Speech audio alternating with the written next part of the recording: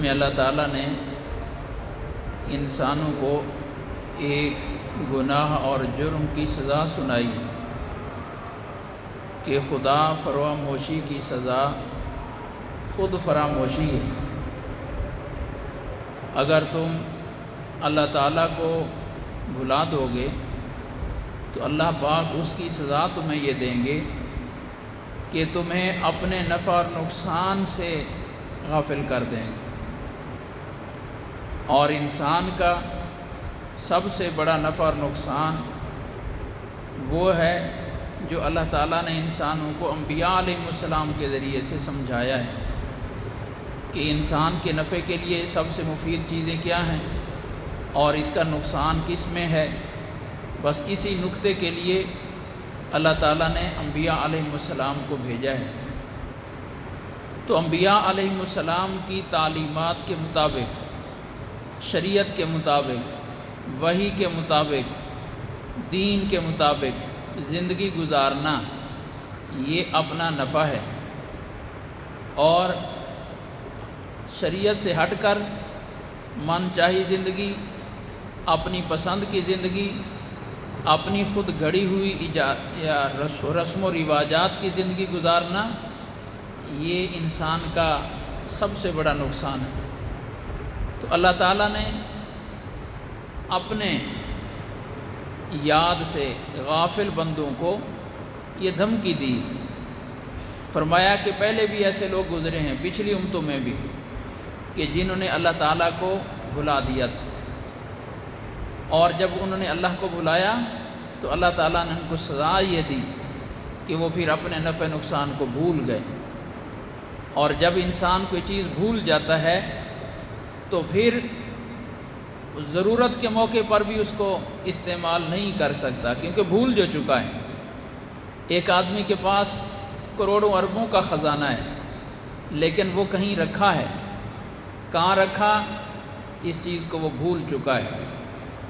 اور اب وہ آج پانی کے ایک گھونٹ کے لیے محتاج ہو گیا، ضرورت مند ہو گیا، روٹی کے ایک لقمے کا محتاج ہو گیا۔ وہ کروڑوں کا سرمایہ آج اس کو پانی کا ایک گھونٹ بھی نہیں دے سکے گا، روٹی کا ایک لقمہ بھی نہیں دے سکے گا، کیونکہ اس سرمایے کو کیا کرنا جس کو کہیں رکھ کر وہ بھول چکا ہے۔ تو اس لیے وہ آج پیاسا مر رہا ہے، کروڑوں کا مالک ہونے کے باوجود پیاسا مر رہا ہے۔ تو اللہ تعالیٰ فرماتے ہیں کہ شریعت، دین، یہ میں نے تمہیں ایک بہت بڑا سرمایہ دیا ہے، اس سے فائدہ اٹھاؤ۔ اگر اللہ کو بھول گئے تو اپنے نفع نقصان کو بھول جاؤ گے،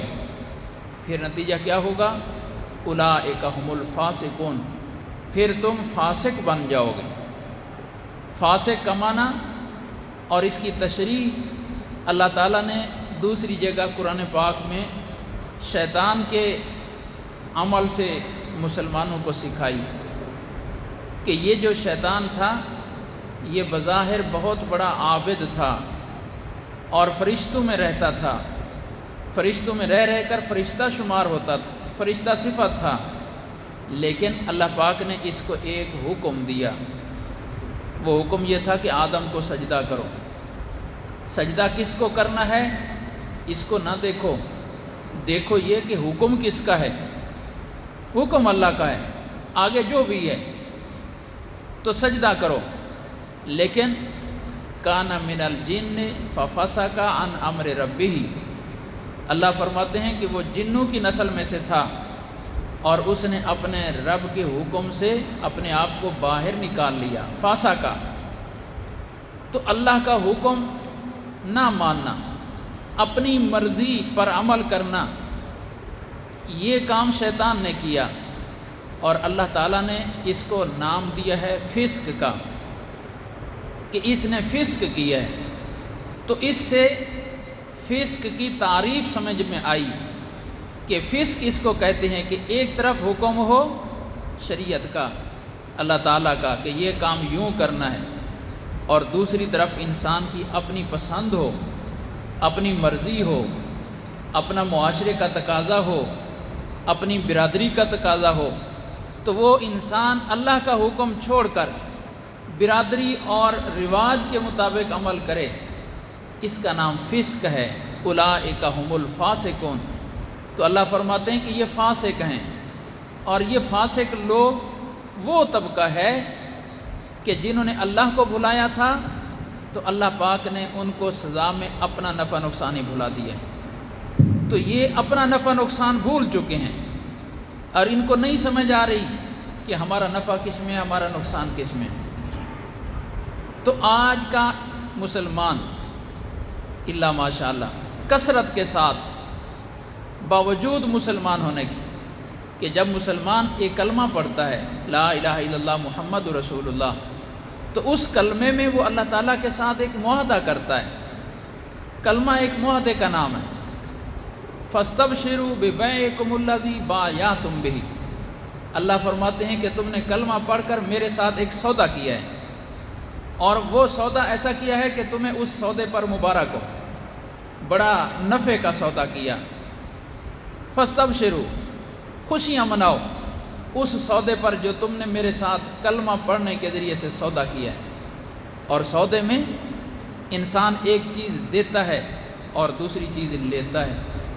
یہ سودے میں اگر ایک طرف ایک انسان ایک چیز دے رہا ہے، ادھر سے لے کچھ نہیں رہا، تو کہیں گے اس نے اس کو صدقہ دیا ہے یا ہدیہ دیا ہے، کیونکہ دیا تو ہے، لیا کچھ نہیں ہے، اس کو بیع نہیں کہیں گے۔ بیع تب بنے گی جب دونوں طرف سے کچھ نہ کچھ دیا جائے گا، کچھ یہ دے گا کچھ وہ دے گا۔ تو اللہ پاک نے اس کلمہ پڑھنے کو بیع کا لفظ فرمایا، فاستبشروا ببیعکم الذی بایعتم بہ، اللہ کے ساتھ جو تم نے بیع کی ہے اس پر تمہیں مبارک، اس پر تم خوش ہو جاؤ۔ اور بیع کیا ہوئی؟ ہم کیا دیں گے اور اللہ پاک کیا دیں گے؟ حضرت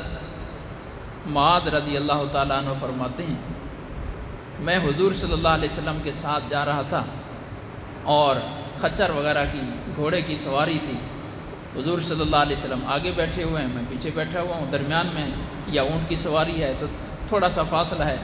پلان کی لکڑی کے برابر۔ تو حضور صلی اللہ علیہ وسلم نے مجھے پکارا یا معاذ،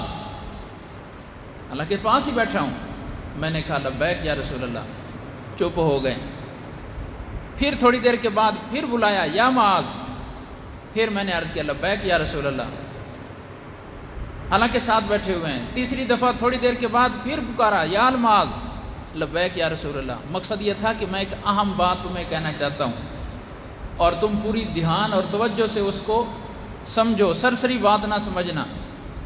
فرمایا معاذ، میں تم سے سوال کرتا ہوں، اللہ کا حق بندے کے اوپر کیا ہے، اور پھر بندے کا حق اللہ کے اوپر کیا ہے؟ ایک حق ہے جو اللہ تعالیٰ کا ہمارے ذمے ہے، اور پھر اس کے جواب میں ہمارا ایک حق ہے جو اللہ کے ذمے ہو جاتا ہے۔ بتاؤ کیا ہے؟ میں نے عرض کی یا رسول اللہ، اللہ اور اس کے رسول صلی اللہ علیہ وسلم بہتر جانتے ہیں۔ فرمایا ہمارے ذمے اللہ کا حق یہ ہے کہ ہم اللہ پر ایمان لائیں اور اس کے ساتھ کسی کو شریک نہ ٹھہرائیں، یعنی جو نبیوں کے ذریعے سے تعلیم اللہ نے بھیجی ہے ہم اس کو مانیں بھی صحیح اور اس پر عمل بھی کریں۔ خلاصہ یہ شریعت پر یہ اللہ کا ہمارے ذمہ حق ہے، اور پھر جب ہم یہ عمل کر لیں گے تو ہمارا اللہ کے ذمہ کیا حق ہوگا؟ فرمایا پھر ہمارا حق اللہ کے ذمہ یہ بن جائے گا کہ پھر اللہ ہمیں دوزخ کے عذاب سے بچا لے، پھر اللہ ہمیں جنت دے دے، پھر یہ ہمارا حق اللہ کے ذمہ بن جائے گا۔ یہ ہے بیع، کہ ہم اپنے اللہ کو اس کلمے کے پڑھنے کی وجہ سے اللہ کو کیا دے رہے ہیں؟ ہم اللہ کو یہ دے رہے ہیں کہ یا اللہ میری زندگی، میرا اٹھنا بیٹھنا، میری وضع قطع، میری شکل و شباہت، میرا بولنا چالنا، میری صلح دشمنی، زندگی کا کوئی بھی معاملہ وہ میری مرضی کے مطابق نہیں ہوگا، وہ آپ کے حکم کے مطابق چلے گا، آپ کے حکم کے مطابق چلے گا۔ یہ میں دے رہا ہوں،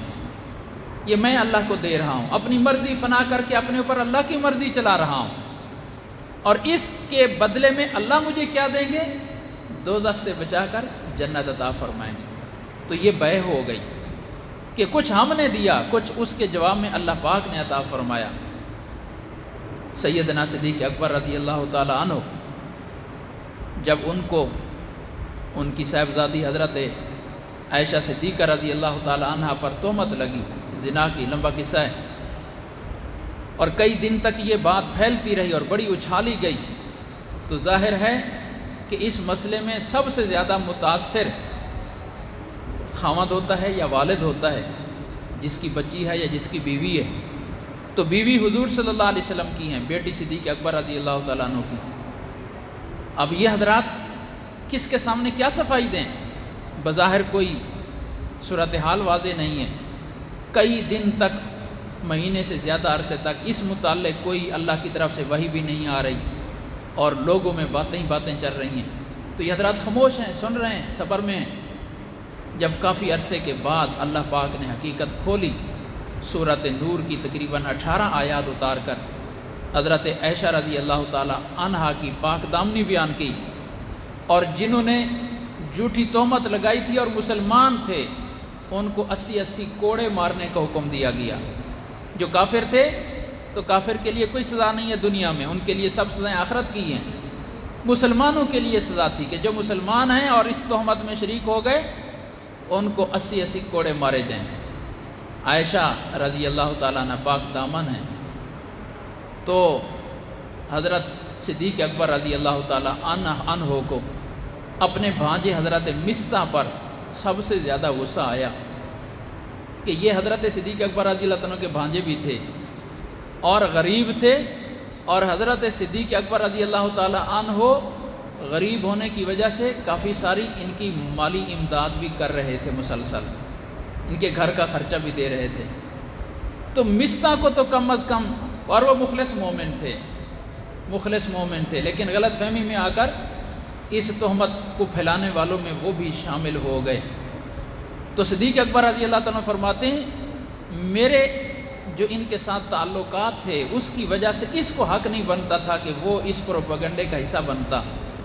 اور کوئی کرتا یا نہ کرتا، مجھے اس پر سب سے زیادہ تکلیف ہے۔ ایک تو میرا بھانجا ہے، پھر میرے احسانات کے نیچے ہے۔ تو صدیق اکبر رضی اللہ تعالیٰ عنہ نے غصے میں آ کر قسم اٹھا لی، اللہ کی قسم آج کے بعد مصطح کو میں 1 روپیہ بھی خرچے کے لیے نہیں دوں گا۔ دیکھیں ہم بھی بچیوں والے ہیں، اگر کسی کی بچی کے ساتھ جھوٹی تہمت یوں ہو اور اس کو اچھالا جائے تو باپ کے جذبات کیا ہوں گے اور اس کا رد عمل کیا ہوگا۔ لیکن ایک طرف میرے اپنے جذبات ہیں اور دوسری طرف اللہ تعالیٰ کی شریعت ہے۔ اپنے جذبات کو شریعت کے آگے جھکا دینا، بس یہ ہے اللہ کی یاد کا طریقہ، اور اپنے جذبات پر عمل کرتے جانا، شریعت کو نظر انداز کر دینا، یہ خدا فراموشی ہے، یہ اللہ کو بھول جانا ہے۔ تو جب صدیق اکبر رضی اللہ عنہ نے قسم اٹھائی تو اللہ تعالیٰ نے فوراً قرآن پاک میں آیت اتاری، وَلَا يَأْتَلِ أُولُو الْفَضْلِ مِنْكُمْ وَالسَّعَةِ أَنْ يُؤْتُوا أُولِي الْقُرْبَى، کہ اللہ نے جن کو تم میں سے فضیلت بخشی، وہ افضل صحابی ہیں، اور اللہ نے ان کو مالی وسعت اور گنجائش بھی دی ہے، وہ ان غریبوں اور مسکینوں پر خرچ نہ کرنے کی قسم نہ اٹھائیں، بلکہ جو خرچہ وہ پہلے دے رہے تھے اس کو جاری رکھیں، اور اس کے صلے میں بے شک وہ بڑی قربانی کریں گے، لیکن اس کا ان کو اجر اور ثواب یہ ملے گا کہ آج وہ اگر کسی کو معاف کریں گے تو اس کے بدلے میں اللہ ان کو معاف کرے گا۔ تو اب یہ تازہ زخم صدیق اکبر رضی اللہ تعالیٰ عنہ پر، لیکن اللہ کا حکم آ گیا تو فوراً کہا یا رسول اللہ میں اپنی اس قسم کو توڑتا ہوں، اور جتنا خرچہ مصطح کو پہلے دے رہا تھا آئندہ بھی ساری زندگی وہ دیتا رہوں گا۔ اللہ کا حکم ہے، میں اللہ کے سے اپنی معافی چاہتا ہوں، اس لیے میں بھی اپنے مجرم کو اللہ کا حکم مان کر معاف کرتا ہوں تاکہ مجھے بھی معافی مل جائے۔ یہ ہے، اس کو کہتے ہیں اللہ کی یاد۔ آدمی اپنے جذبات کو نہ دیکھے، اپنی پسند کو نہ دیکھے، اپنی خواہش کو نہ دیکھے، اپنی برادری کو نہ دیکھے، اپنے ماحول کو نہ دیکھے، ایک ہی چیز کو دیکھے کہ میرا اللہ مجھ سے کیا چاہتا ہے، میرا اللہ مجھ سے کیا چاہتا ہے۔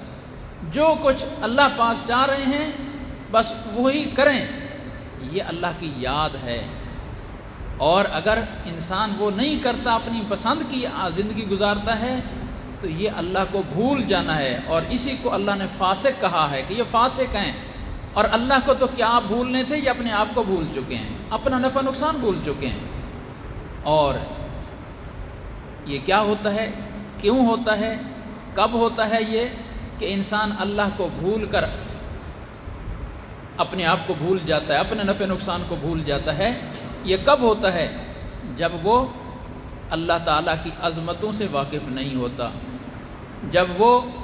آخرت کی ہولناکیوں سے واقف نہیں ہوتا، جب وہ موت کے بعد والی زندگی سے باخبر نہیں ہوتا، جب اس کی نظر ادھر سے ہٹ جاتی ہے اور صرف دنیا ہی اس کی نظر میں رہ جاتی ہے،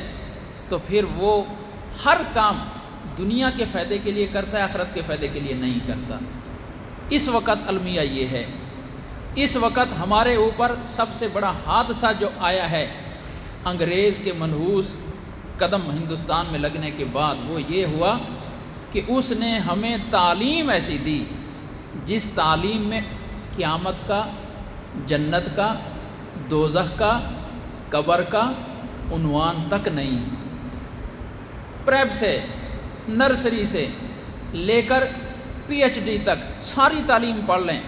سب کچھ آئے گا۔ قبر میں کیا سوالات ہونے ہیں اور قبر کی کیا کیا حقیقت ہے اور کیا کیا مراحل پیش آنے ہیں، میدان محشر کیسے لگنا ہے اور اس میں کیا ہونا ہے،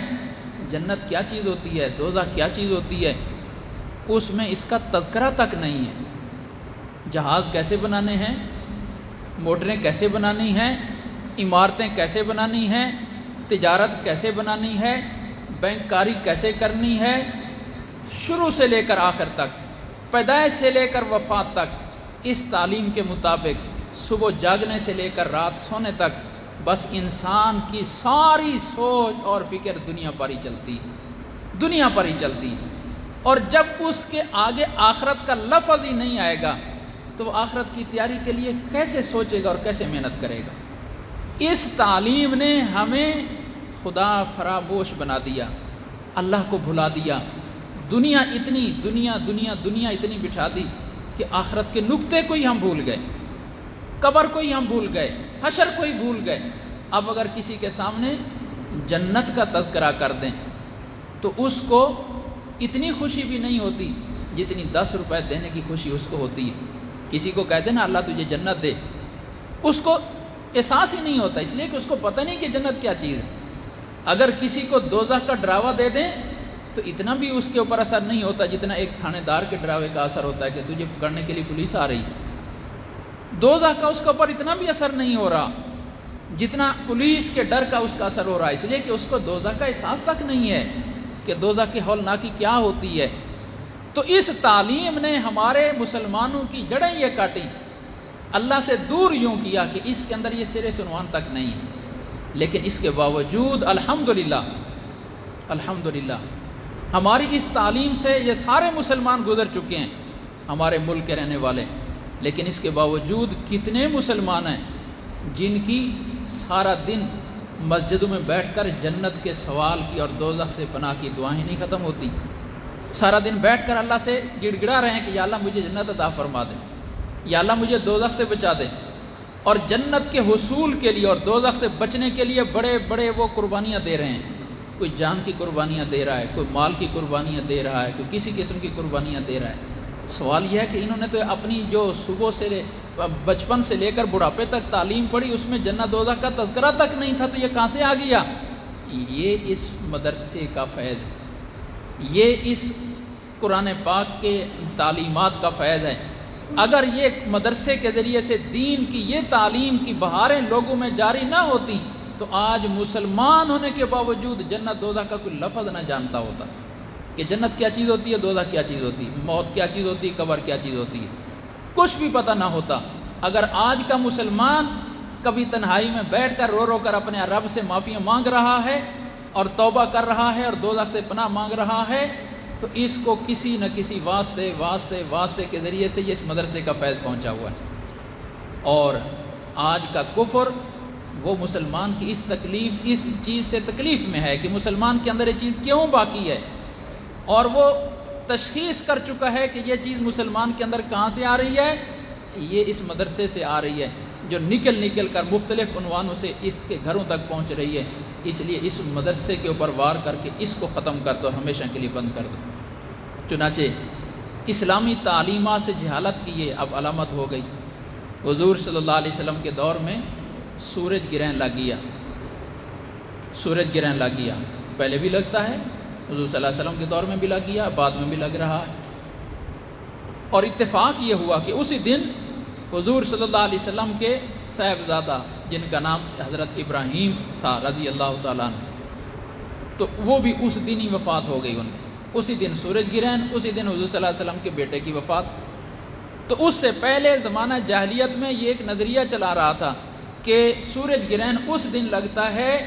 جب دنیا میں کسی بڑی شخصیت کی پیدائش ہوتی ہے یا کسی بڑی شخصیت کی وفات ہوتی ہے، اس دن سورج گرہن لگتا ہے۔ یہ زمانہ جاہلیت کا ایک نظریہ چلا رہا تھا۔ تو اتفاق کی بات حضور صلی اللہ علیہ وسلم کے صاحبزادے کی وفات ہو گئی، تو نبی پاک صلی اللہ علیہ وسلم کے بیٹے سے دنیا کی بڑی شخصیت کون ہو سکتی ہے؟ تو اس نظریہ وہ اور پکا ہونے کا خطرہ ہو گیا کہ اس کا معنی ہے کہ وہ ہمارا نظریہ ٹھیک تھا کہ دیکھو ایک بڑی عظیم ہستی آج دنیا سے روانہ ہوئی ہیں، سورج گرہن لگی ہے۔ تو حضور صلی اللہ علیہ وسلم نے صحابہ کرام کو جمع فرمایا اور جمع فرما کر سورج گرہن کی بڑی لمبی نماز پڑھائی، ایک رکعت میں پوری سورۃ بقرہ پڑھی 2.5 سپارے کی، اتنی لمبی نماز پڑھائی سورج گرہن کی، اور پھر بڑی لمبی گھنٹوں کی دعا کروائی حتیٰ کہ سورج بالکل کھل گیا۔ اس کے بعد پھر حضور صلی اللہ علیہ وسلم نے خطبہ دیا، بیان فرمایا، اور بیان فرما کر یہ بات فرمائی، ان الشمس والقمر آیتان من آیات اللہ انہما لا یکسفان لموت احد ولا لحیاتہ، کہ یہ سورج اور چاند اللہ کی نشانیاں ہیں اور ان کے گرہن کا تعلق کسی کی موت اور حیات سے نہیں ہے، بلکہ ان کے ذریعے اللہ تمہیں اپنی قدرت دکھا کر تھوڑا سا جھنجھوڑنا چاہتے ہیں کہ دیکھو اللہ کی قدرت کو، کہ اللہ کی طاقت، سورج بھی حالانکہ کتنی دنیا کی بڑی طاقتور چیز ہے، اللہ چاہے تو اس کو بھی بے نور کر دے، چاند بھی کتنی طاقتور چیز ہے، اللہ چاہے تو اس کو بھی بے نور کر دے، زمین کو اللہ کتنی طاقتور چیز ہے، سیکنڈوں کے اندر اللہ تعالیٰ کیسے اس کو ہلا دے۔ یہ زلزلے، یہ سورج گرہن، یہ چاند گرہن، بس یہ اللہ اپنی قدرت دکھا کر تمہیں ڈرانا چاہتا ہے تاکہ تم اللہ کی طرف رجوع کرو اور توبہ کرو۔ یہ زمانہ جاہلیت کا عقیدہ تھا، اور آج ہم زمانہ جاہلیت سے نکل کر تعلیم کے زمانے میں آ چکے ہیں، اور اس تعلیم کے زمانے میں بالکل وہی نظریہ ہے جو زمانہ جاہلیت کا تھا، لیکن عنوان بدل گیا۔ ان کا عنوان یہ تھا کہ بڑے کسی کی موت و حیات سے یہ گرہن لگتے ہیں، اور ہمارا یہ ہے کہ سورج اور چاند کے درمیان آگے زمین آ جاتی ہے، اس لیے سورج گرہن ہو جاتا ہے۔ اللہ کی قدرت ہے، اللہ نے اس کو پکڑا ہے، اللہ تمہیں اپنی قدرت دکھا کر اپنے آگے جھکانا چاہتا ہے، یہ تھا اسلام کا نظریہ۔ لیکن یہ نظریہ حضور صلی اللہ علیہ وسلم سے پہلے بھی لوگوں کے اندر نہیں تھا، آج بھی نہیں ہے، تو ہوئی تو وہی جہالت ہی، عنوان بدل گیا، چیز وہی ہے، چیز وہی ہے۔ حضور صلی اللہ علیہ وسلم کا حکم یہ ہے کہ سورج گرہن کے وقت نماز پڑھنا واجب ہے، جیسے عید کی نماز واجب۔ اللہ کی طرف رجوع کرو، توبہ کرو، صدقے کثرت سے کرو، اس لیے کہ صدقہ انسان کے گناہوں کی وجہ سے جو آنے والے عذاب ہوتے ہیں اس کو ٹالتا ہے، اللہ کے غصے کو ٹھنڈا کرتا ہے۔ تو جب سورج گرہن لگو فوراً توبہ کرو، یا اللہ ہم معافی مانگتے ہیں، اتنی بڑی پکڑ تیری کہ سورج کو پکڑ لیا، اگر غلام ہیں تو ان کو آزاد کرو، صدقہ خیرات کرو، اللہ سے معافی مانگو، مسجدوں کا رخ کرو، اللہ کی طرف توبہ اور رجوع کرو۔ یہ اسلام کی تعلیمات۔ اور آج ہماری تعلیمات یہ ہیں جیسے ہمارے پیشین گوئی کر رہے ہیں کہ کل پرسوں کو سورج گرہن ہونا ہے، تو پوری کی پوری قوم سورج کے سامنے کوئی موبائل لے کر، کوئی کیمرہ لے کر کھڑی ہو جائے گی ویڈیو بنانے کے لیے کہ سورج گرہن ہو گیا، اور توبہ کی توفیق نہیں ہو رہی۔ اس کے لیے ایک تماشا بن گیا، اس کے لیے کہ شغل بن گیا ہے، میڈیا کی تصویریں بن رہی ہیں۔ تو یہ صرف عنوان بدلا ہے، بات وہی جہالت والی ہے جو حضور صلی اللہ علیہ وسلم سے پہلے چل رہی تھی۔ اور یہ جہالت ہمارے اندر کیسے آئی، میں نے اس کا تشخیص آپ کو بتائی کہ جو ہمیں تعلیم دی گئی ہے انگریز کی طرف سے، کہ جس نے ہمیں اللہ سے اتنا دور کر دیا کہ اللہ کا آیا ہوا سر پر عذاب بھی ہمیں اللہ کے آگے سامنے جھکنے نہیں دے رہے، کہ وہ عذاب ہمارے سر پر منڈلا رہا ہے، پھر بھی ہمیں اللہ کے سامنے جھکنے کی توفیق نہیں ہو رہی۔ ہم اللہ کو اتنا بھول چکے ہیں، ہم اللہ سے اتنا دور جا چکے ہیں۔ تو یہ خدا فراموشی ہے جس کی سزا خود فراموشی ہے۔ اللہ فرماتے ہیں اگر مجھے بھلا دو گے تو میرا کیا نقصان کرو گے؟ خود اپنا نقصان کر رہے ہو کہ اپنے نفع نقصان سے غافل ہو چکے ہو۔ حضرت عائشہ رضی اللہ تعالیٰ عنہ فرماتی ہیں حضور صلی اللہ علیہ وسلم کی کیفیت یہ تھی کہ تھوڑے سے کوئی بادل بنتا یا تھوڑی سی کوئی آندھی کا ماحول بنتا، رنگ بدل جاتا تھا حضور صلی اللہ علیہ وسلم۔ کبھی باہر کمرے کے باہر جا رہے ہیں، کبھی اندر آ رہے ہیں، جیسے کہ انسان ٹینشن میں آ جاتا ہے، پریشانی میں آ جاتا ہے۔ تو میں نے عرض کی یا رسول اللہ، چونکہ مکہ برانی علاقہ تھا اور بارشوں سے ہی ساری پیداوار ہوتی تھی، میں نے عرض کی یا رسول اللہ جب بادل بنتے ہیں تو مکے والے خوش ہو جاتے ہیں کہ بادل آ رہے ہیں، بارش ہوگی تو کچھ گھاس ہوگا، کچھ زراعت ہوگی، اور آپ پریشان ہو جاتے ہیں، رنگ بدل جاتا ہے آپ کا، اندر باہر آنا شروع ہو جاتے ہیں ٹینشن میں۔ تو فرمایا عائشہ پچھلی قوموں میں سے ایک قوم پر اللہ نے عذاب ایسے ہی بھیجا تھا، یوم الذلہ کے نام سے قرآن میں اس کو ذکر کیا کہ بڑی سخت شدید گرمی پڑی اس قوم پر، اتنی گرمی کہ نہ اندر چین نہ باہر چین۔ تو اللہ نے ایک بادلی بھیجی، بڑی ٹھنڈی بادلی، اس میں کوئی بندہ گیا اس کے نیچے، بالکل نیچے آ گئی، تو بڑا سکون آیا اس کو، ٹھنڈی بادلی، اس نے دوسرے کو آواز دی، تیسرے کو آواز دی کہ یار یہاں بڑا سکون ہے۔ ساری کی ساری قوم اس بادلی کا سکون حاصل کرنے کے لیے اس کے نیچے جمع ہو گئی۔ جو ہی ساری جمع ہوئی اس بادلی کے اندر سے اللہ نے آگ ڈالی اور وہ سیکنڈوں میں سارے کے سارے جل گئے وہاں پر۔ تو فرمایا عائشہ کیا گارنٹی ہے کہ اس بادلی کی شکل میں ہمارے اوپر بھی وہ اللہ کا عذاب آ رہا ہو؟